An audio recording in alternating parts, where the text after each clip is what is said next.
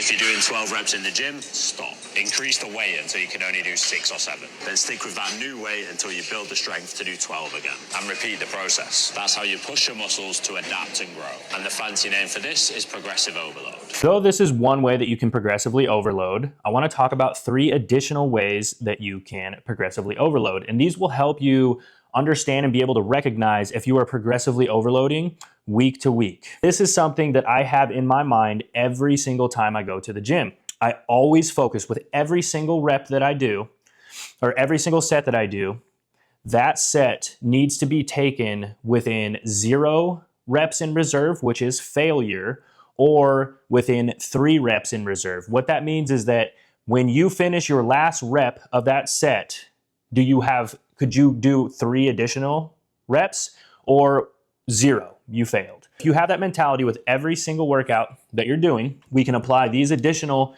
ways that you can progressively overload, and these will help improve the progress that you make in the gym. First way is, and this is what we most of us probably think of when we think of progressive overload, is increasing the weight. But you can't do that every single time you go to the gym. It is just unreasonable. Think about how many times we go to the gym in a year. If every single time you went to the gym, you went up in weight, eventually you would run out of weight at the gym. You wouldn't be able to lift because you're just too strong. So that is one way, but that is not the only way. You can also progressively overload with reps. So let's say the previous week you did 4 sets of 10.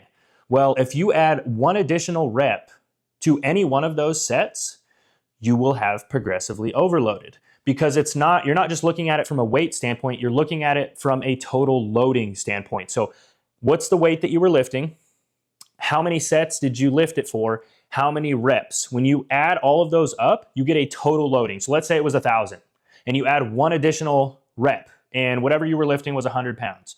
You now have a total loading for that muscle group this week of 1,100. So you progressively overloaded. An even harder way is to add additional sets. Rather than increasing the weight, maybe you just add an entire additional set to a muscle group. And if it's more than you lifted the previous week, you progressively overloaded. Also, you can progressively overload through intensity. But this one's a little bit harder to track. But what I mean by intensity is how long are you resting in between your sets? So try to keep it 2 to 5 minutes. And keep the pace of your workout going. That will up the intensity of your workout.